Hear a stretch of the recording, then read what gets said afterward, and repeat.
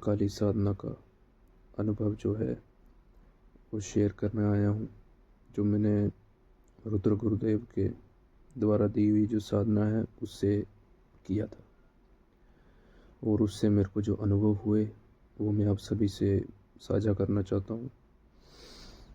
Shiv Shakti कपालिक channel यानी कि रुद्र गुरुदेव जी द्वारा दी गई माँ काली की साधना। तो मैंने मुझे गुरुदेव से जुड़े हुए काफ़ी समय हो चुका था, लगभग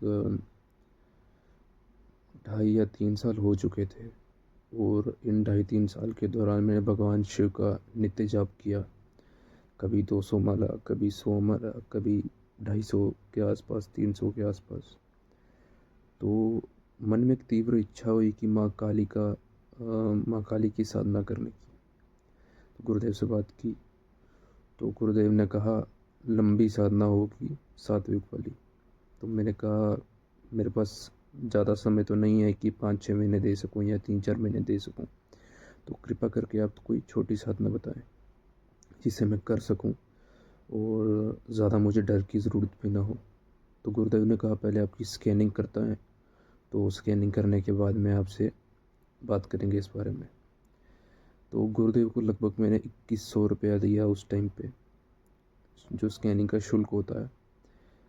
हालांकि वह कह रहे थे कि इसके बिना ही देख लिया जाएगा आपका, क्योंकि आप काफ़ी समय से जुड़े हैं और आपने काफ़ी साधनाएं करी हैं पहले भी, यक्षिणी, योगिनी और अन्य चीज़ों की। तो पर मैं नहीं माना, मैंने कहा नहीं, पेमेंट शुल्क दे के ही करेंगे। तो स्कैनिंग की गई। स्कैनिंग में पता चला कि थोड़ी सी पहले से मुझ पर माँ काली की कृपा है, थोड़ी सी माँ दुर्गा की पहले से कृपा है बचपन से, और बाबा का जाप करने के कारण थोड़ी तीव्रता पकड़ी है उस कृपा ने। तो गुरुदेव ने कहा कि आपको एक खतरनाक वाली साधना देता हूँ। हालांकि वो साधना मैं हर किसी को नहीं देता, साधकों को ही देता हूँ खाली। तो वो साधना आप करो। तो उस साधना में क्या था कि अपना जो ब्लड है वो माँ को अर्पित करना था, और माँ के भोग में मिठाई रखनी थी, और ब्लड अपना निकाल के, ऐसे काट के ब्लड निकाल के, तो वो माँ के सामने रखना था। इस टाइप का कुछ साधना का नियम था। और रात को यह साधना 10-11 बजे के बाद रात्रि में ही संपन्न करनी होती थी, और पूरी तरह से ये मतलब वाम मार्ग की साधना थी। मैं एक ब्राह्मण हूँ, तो मैं ये मांस वैसी चीज़ों पर ज़्यादा वो नहीं कर सकता। तो हालांकि अच्छी बात थी, इस साधना में वैसा कुछ था भी नहीं, मांस वगैरह कुछ भी तामसिक ज़्यादा चीज़ नहीं थी, बस ब्लड था अपना। तो मैंने ये साधना पहले डरा मैं थोड़ा सा, पर फिर मैंने कहा कि माँ की साधना है, और जब गुरुदेव से सुना इस साधना के बारे में तो मन किया करने का, और थी भी कम दिनों की। तो मैंने क्या करा कि गुरुदेव से साधना ली और दिन निर्धारित हुआ और साधना स्टार्ट करी। गुरुदेव ने थोड़ी चेतावनी दी थी कि साधना अत्यंत उग्र है, तो थोड़ा ध्यान से करना, मन का भटकाव वगैरह इन सब चीज़ों को इग्नोर करना, फालतू के विचार नहीं आने चाहिए, और अगर कुछ भी हो जाए आसन छोड़ना नहीं, आँख खोलनी नहीं, और उठना नहीं है। ये चीज़ उन्होंने पहले से मुझे क्लियर की थी। और एक हमारे साधक भाई थे पहले, उनका भी मैंने अनुभव सुन रखा था कि उनको क्या क्या अनुभव हुआ था। लगभग मुझे मिलते जुलते अनुभव ही हुए, बस ये है कि 50-60% थोड़े अलग हुए हैं और भयानक हुए हैं, जो कि मैं पूरे अनुभव तो नहीं बताऊंगा, बट मेन में बता देता हूँ आपको, उसमें 50% के लगभग बता दूंगा। तो साधना का पहला दिन है। साधना शुरू की रात को, लगभग मैं 11:30 के आसपास बैठा, और 11:30 से आपको ज़्यादा जाप नहीं होता, इसमें कम जाप होता है। लगभग मतलब 21 माला के आसपास जाप बताया गया था, जबकि किया मैंने ज़्यादा था, 50-60 के आसपास किया था। तो मंत्र ठीक था, ज़्यादा बड़ा भी नहीं था, ज़्यादा छोटा भी नहीं था, मीडियम रेंज का मंत्र था। और इस माला को स्टार्ट किया मैंने। पहली माला से ही मुझे भय लगना शुरू हो गया, पता नहीं, अचानक से। ऐसे मैं डरता बहुत कम हूँ, बट पहली माला से मेरा भय एकदम पीक पे चला गया। पता नहीं मर जाऊंगा मैं यहीं पे बैठे बैठे, प्राण निकल जाएंगे, मेरे माँ बाप क्या करेंगे, पहली माला में ही। मतलब पहली माला ख़त्म ही हुई, ख़त्म होने वाली होगी, ऐसे विचार आना शुरू हो गया। 5वीं माला तक सब शांत हो गया, ये पहले दिन की बात है। और उसके बाद में क्या हुआ, अचानक से एकदम से मेरे शरीर के जो गूज़बम्प्स होते हैं ना, ये बाल ऐसे खड़े हो गए अचानक से। और ऐसा महसूस होने लगा कि मेरे आसपास कोई है।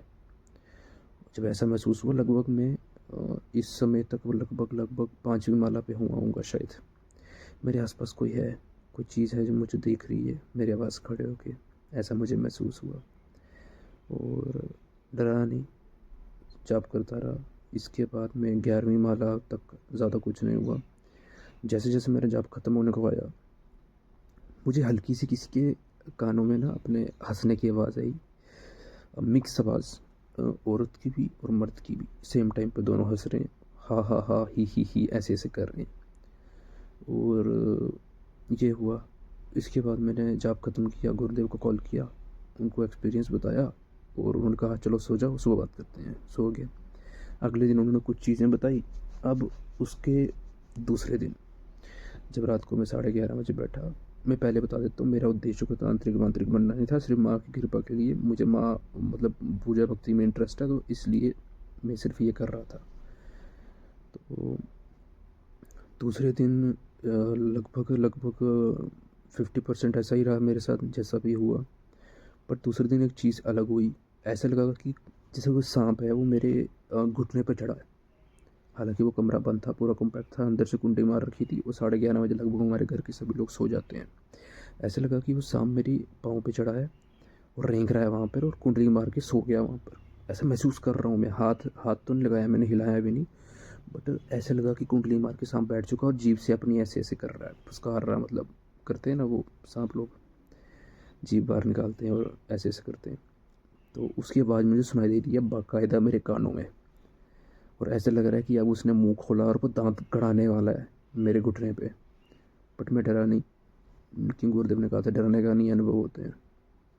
फिर दिमाग में सोचा कि इस कमरे में सांप आ भी कहाँ से सकता है, चारों तरफ से कमरा बंद है, और मतलब वो कमरा ऐसा है कि दीवारें हैं हर जगह पे, बंद है बिल्कुल कमरा, अंदर से नीचे से भी लॉक है। दरवाजे के नीचे वो मैट सा लगाया हुआ जिसके अंदर कुछ नहीं आ सकता। वो डोर मैट होता है, डोर के साथ चिपका होता है, नीचे से कुछ निकल के नहीं आ सकता, इवन चींटी भी नहीं आ सकती। तो सांप कहाँ से आएगा, ये चीज़ सोच के शांत हो गया मैं। फिर वो अनुभव ख़त्म। उसके बाद तीसरे दिन बैठा। तीसरे दिन में ऐसे महसूस हुआ कि मेरे पीछे को बहुत बड़ा सा खड़ा हुआ है, बिल्कुल मेरी कमर के पीछे, और उसके लगभग 10 हाथ हैं, 8 से 10 हाथ हैं, और बड़े मतलब कोयले से भी काला रंग है। जैसा कोयला होता है ना, कोयले से भी हज़ारों गुना काला रंग है। मतलब इतना काला रंग है कि अंधेरी रात में भी खड़ा करो तो वो काला रंग अलग से काला दिखाई दे, इतना काला रंग है। और मुझे घूर रहा है, ऐसे ऐसे महसूस हुआ। तो बाकी दिनों तो नहीं डरा लेकिन ज़्यादा, पर इसमें मुझे डर लगा, बहुत डर गया था मैं, बहुत ज़्यादा डर गया था। आसन पे बैठे बैठे ऐसी हालत हो गई थी कि लगभग मैं अपने दिल को महसूस कर पा रहा था। मतलब मेरी अब यहाँ पे हाथ रखा है, मतलब ऐसे जाप करते करते हल्की सी मैंने यहाँ से फिंगर टच की यहाँ पर, तो मेरा दिल ऐसे ही मुझे लग रहा था यहाँ से बाहर निकलेगा अभी। मतलब मैं महसूस कर पा रहा हूँ कि दिल मेरा लगभग स्किन हिल रही है मेरी छाती की, और दिल जो है मेरा धक धक धक धक बहुत फास्ट हो रहा है। दिमाग मेरा स्टेबल नहीं है, एकदम से विचारों की बौछार हो गई है कि मारा जाएगा, नहीं उठा तो मर जाएगा, तेरा गुरु तुझे पागल बना रहा है। ऐसी कोई साधना होती है जिसमें माँ को खून लगे, माँ कभी बच्चों को खून मांगती है क्या, इस तरह के विचार आ रहे हैं दिमाग में। और वो लगातार वो परछाई वैसे मेरे पीछे खड़ी हुई है, ये मैं सोच रहा हूँ। और ऐसे करते करते 21 माला करी। 21 मतलब करनी तो 21 थी, बट करी ज़्यादा।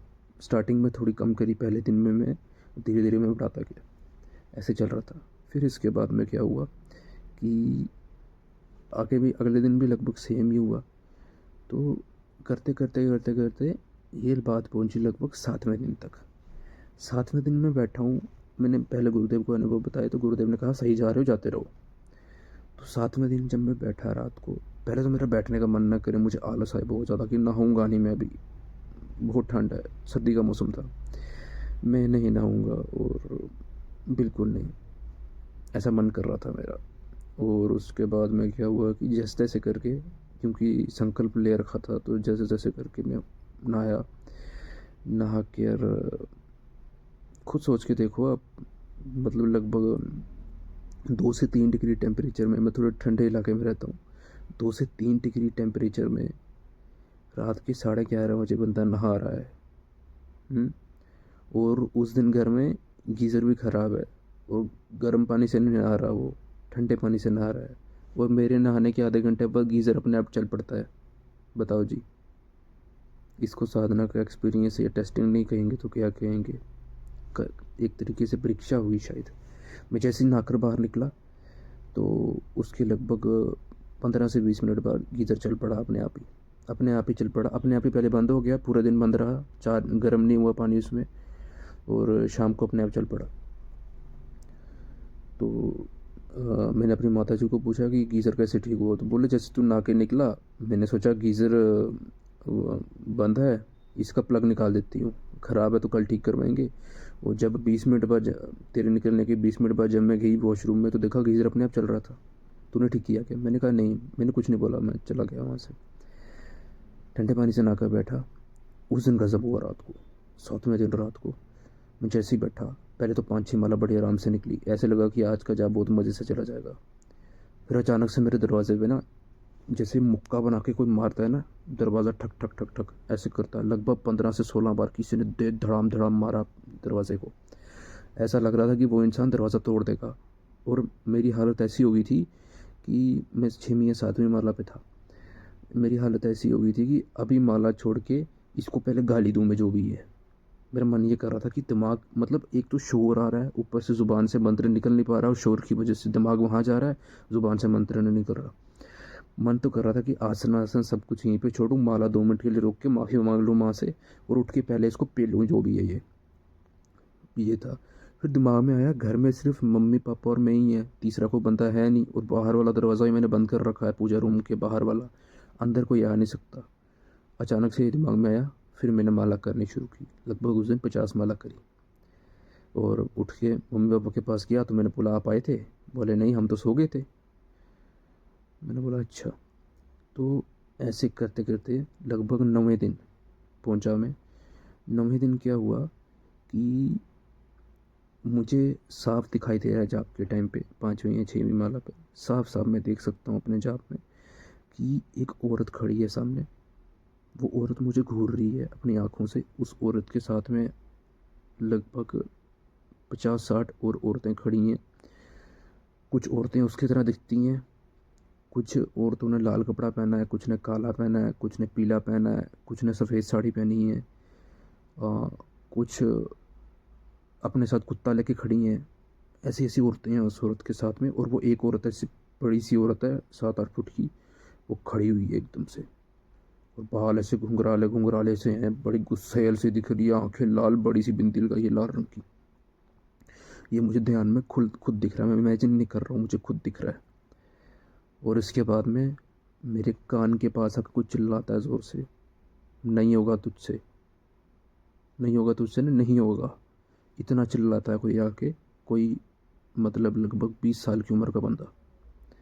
और मैं एकदम ऐसे कांप जाता हूँ जाप करते। एक सोचो आप, बंदा ध्यान में कुछ देख रहा है, कोई दृश्य, अचानक से कान पे आकर कुछ ज़ोर से चिल्ला, नहीं होगा, ऐसे कांप जाता है ना बंदा, वैसे मैं कांप जाता हूँ। और अब सोचो रात के 11:30 बजे, क्या मतलब डर का माहौल क्या रहा होगा उस टाइम पे साथ में मेरा। और अभी ये नहीं पता है कि, और सेम वही उस दिन की तरह मेरा हार्ट धड़कना, हार्ट बीट शुरू हो गई, वैसी की वैसी, जैसे जैसे वो महसूस हुआ था जब कोई पीछे खड़ा है। ये सब हुआ मेरे साथ।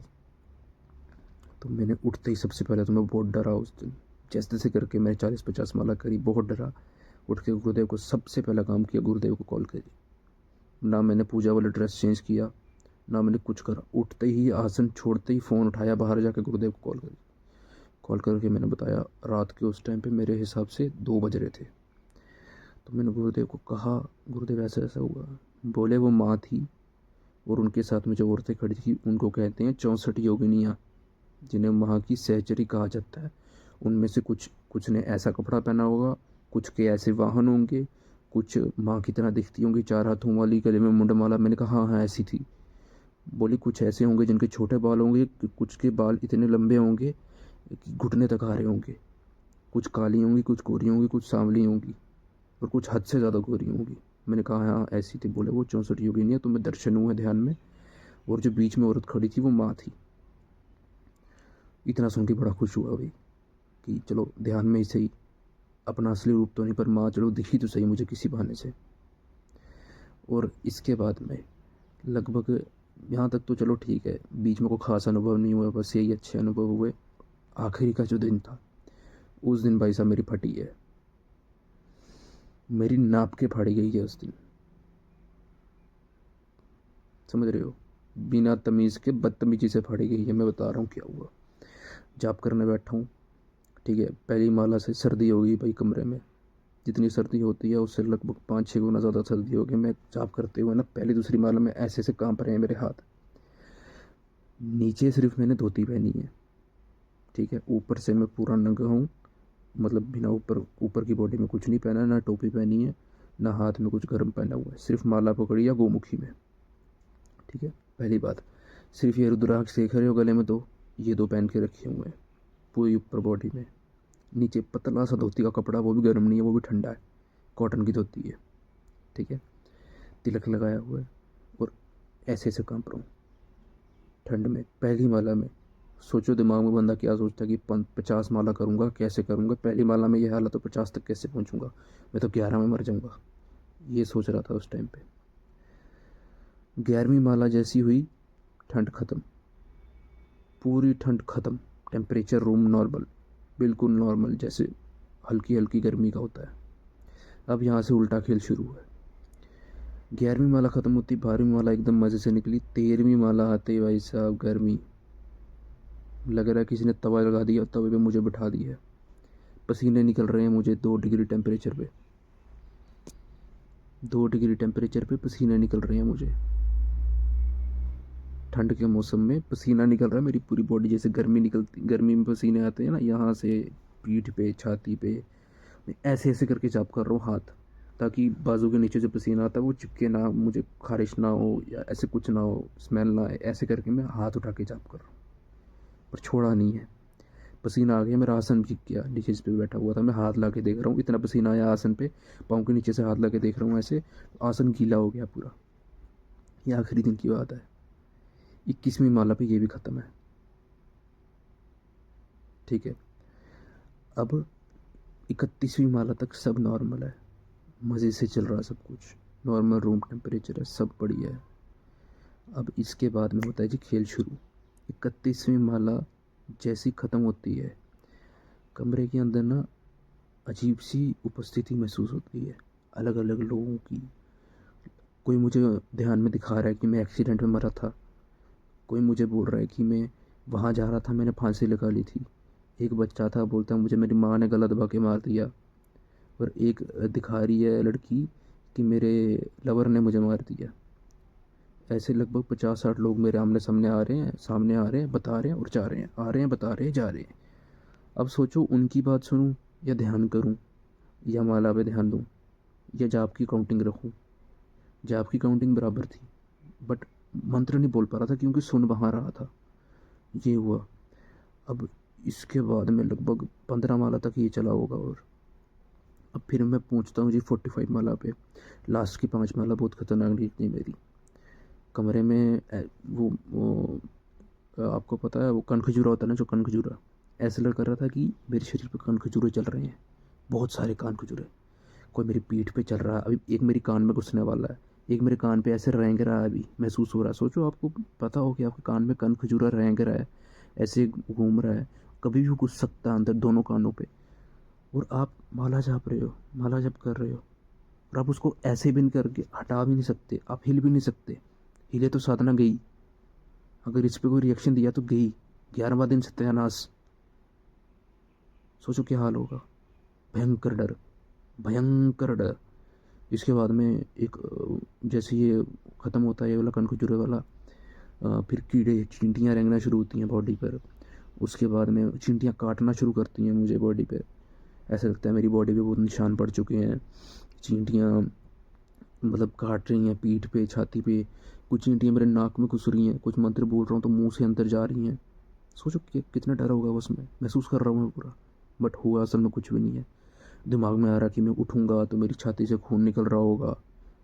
एक बंदा दिखता है मुझे आते हुए मेरे सामने से, जहाँ माँ की फ़ोटो लगी है, भोग रखा है, उस भोग के पास आता है, उस भोग को ऐसे घूरता है, ऐसे ऐसे हाथ करता है, बड़े नाखून निकालता है अपने, मेरी तरफ आता है ऐसे, और मतलब ऐसे लगता है कि वो छाती में हाथ घुसा देगा मेरे, ऐसे लगता है मार देगा।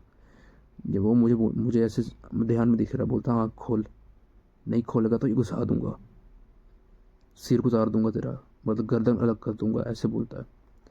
और मैं इस पे कुछ रिएक्ट नहीं कर रहा हूँ, मुझे पसीने आ रहे हैं बस। ये था 11वें दिन का।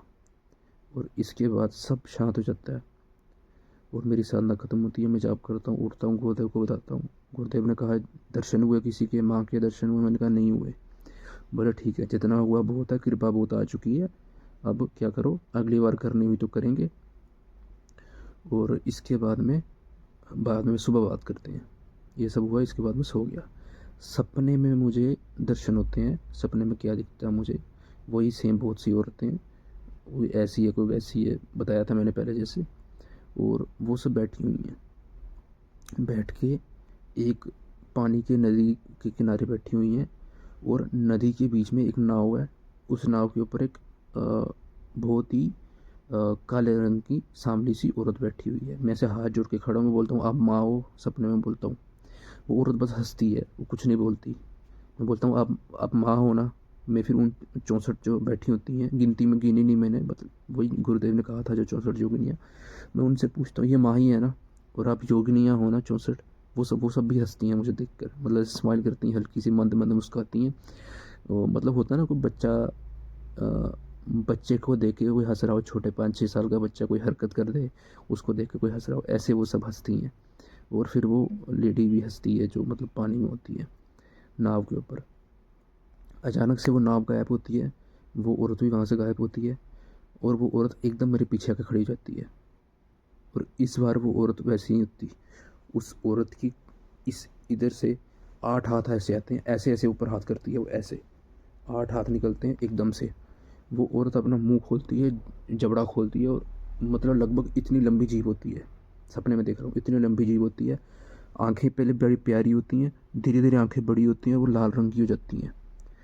अपने आप यहाँ पे त्रिपुंड खींचता है, और बीच में वो त्रिनेत्र लग जाता है, और लाल रंग का वो दिखता है। बाल करली करली बाल होते हैं, ऐसे ऐसे लगभग पाँव तक बाल होते हैं, पाँव से थोड़ा ऊपर जहाँ पे हमारी वो होती हैं,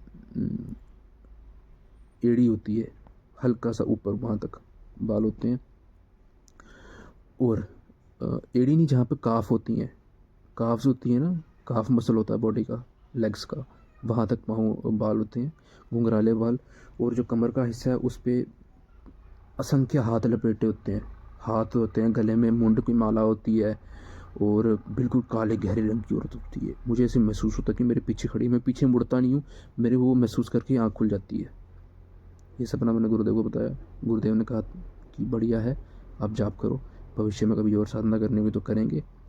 वो तुम्हारा जो मन था, वो भाव था, वो माँ के प्रति अच्छा था, और माँ के लिए तुमने कभी किसी का बुरा नहीं किया, किसी का बुरा नहीं चाहा, इसीलिए तुम्हें इतने एक्सपीरियंस हुए और इन सबको तुम झेल पाए। अगर तुम थोड़े से भी मतलब थोड़े बुरे तुम्हारे कर्म होते तो तुम्हारा इसी साधना में सत्यानाश हो जाता। तो ये चीज़ उन्होंने कही। और इसके बाद में क्या है कि इस साधना के बाद से मैं अलग ही एनर्जी में रहने लगा, आज तक बिल्कुल शांत। लेकिन ऐसा है कि मैं पहले एग्रेसिव था थोड़ा बहुत, इस साधना के बाद में शांत हुआ, और शांत होने के साथ साथ मैं ऐसा बन गया हूँ अब कि मुझे कोई कुछ भी कहे मुझे फ़र्क नहीं पड़ता। मुझे पता नहीं क्या होता है, मुझे फ़र्क नहीं पड़ता कोई कुछ भी कहे तो, बस मैं सुनता हूँ। अगर कोई मेरा बुरा भी चाहता है ना, तो उसका अपने आप ही बुरा हो जाता है। अगर कोई चाहेगा कि मुझे मारेगा वो या मेरे साथ कोई नुकसान करेगा, 5-6 दिन बाद उसका खुद नुकसान हो जाता है। ये हो चुका है इससे। मुझे मतलब अपने दुश्मनों को ख़त्म करने की ज़रूरत ही नहीं है। अगर कोई इंसान आज मुझे गाली दे रहा है ना, ठीक है, तो 5-6 दिन बाद उसके घर में कलेश शुरू हो जाते हैं। मैंने नोटिस किया है। मैं हालांकि रिक्वेस्ट करता हूँ, ऐसे प्रार्थना करता हूँ कि ऐसा ना हो, बट हो जाता है, मैं कितना भी कर लूँ। तो ये मेरा एक्सपीरियंस है उस साधना के बाद में। वीडियो काफ़ी लंबी हो चुकी है तो मैं क्षमा चाहूँगा उसके लिए। और मेरे यही है कि अगर आप लोग भी साधना करना चाहते हैं तो कृपा गुरुदेव से जुड़ के करें। मेरे बहुत एक्सपीरियंस है, मैंने बहुत अच्छी अच्छी साधना करी हैं, किसी का गलत करने के लिए नहीं करी कभी, हमेशा अपना भला करने के लिए करी हैं। देखो, अपना भला चाहना बुरी बात नहीं है, बट किसी का गलत करके फिर अपना भला चाहना वो बुरी बात है। जिसने जो करा है उसको उसके कर्मों की सज़ा मिलेगी। भगवान हर किसी के कर्मों का फल जो है वो निर्धारित करके रखते हैं, चाहे अच्छा हो चाहे बुरा हो। ठीक है, तो फल की चिंता ना करते हुए खाली कर्म करो और अच्छे कर्म करो, सबका भला करो, तो आपका ही भला होगा। भला करोगे तो भला होगा, नहीं करोगे तो जैसा चल रहे हो वैसे चलोगे या सत्यानाश कराओगे।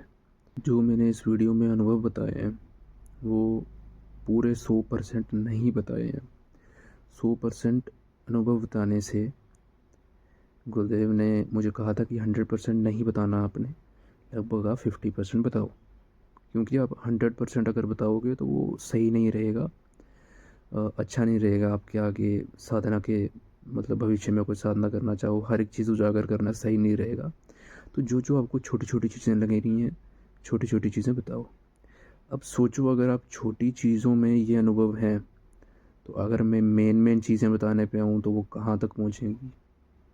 भाई साहब, मैं आपको बता रहा हूँ, या बहन जी, कोई भी अब ये वीडियो देख रहा है तो मैं बता रहा हूँ, अगर मैं मेन अनुभव बताना शुरू करूँ डिटेल में, ये वीडियो लगभग 40 मिनट की हो जाएगी। 40 मिनट की वीडियो हो जाएगी, और आधे से ज़्यादा लोग विश्वास नहीं करेंगे कि ऐसा पॉसिबल भी है, ऐसा हो भी सकता है। ठीक है, जाप के दौरान नाक से खून तक आया मुझे, कान से, अपने कानों से खून निकलता हुआ महसूस करा है मैंने, खून आँखों से। ये तो छोटा बता रहा हूँ अभी, और गुरुदेव ने मना भी कर रखा है एक्स्ट्रा बताने से, तो जो बेसिक थे मैंने बता दिए। तो यही था जी मेरा पूरा एक्सपीरियंस। तो साधना करना चाहो या ट्रांसफ़र करना लेना चाहो कोई, तो गुरुदेव से कॉन्टैक्ट कर सकते हो। पूरे यूट्यूब पे ठगी मची हुई है, कुछ गिने चुने लोग ही हैं जो सच में इस फील्ड में हैं, बाकी तो पैसा ही लूट रहे हैं। मैं सच बता रहा हूँ, महादेव की कसम है, भगवान शिव की कसम है, उनसे ऊपर मेरे लिए कोई नहीं है, माँ भगवती की कसम है, मैं सच बता रहा हूँ। पैसा लूटने में लगे हुए हैं लोग यूट्यूब पे, और यहाँ पर 1,000 नहीं, 1,00,000 नहीं, 1 करोड़% सही चीज़ें मिलती हैं, चाहे वो ट्रांसफ़र हो, चाहे वो कवच हो, चाहे वो तंत्र काट हो, चाहे उसके बाद में साधनाएँ हो। मैंने खुद एक्सपीरियंस करा हुआ है। अगर 25-26 मिनट की वीडियो देखने के बाद भी अगर आपको विश्वास ना हो, तो महाराज फिर आप पैदा नहीं हुए, आपका अवतार हुआ है, आप अवतरित पुरुष हो, आपका अवतार हुआ है भरोसा ना करने के लिए। धन्यवाद। जय महारुद्र, जय माँ काली, जय बाबा काली, जय गुरुदेव।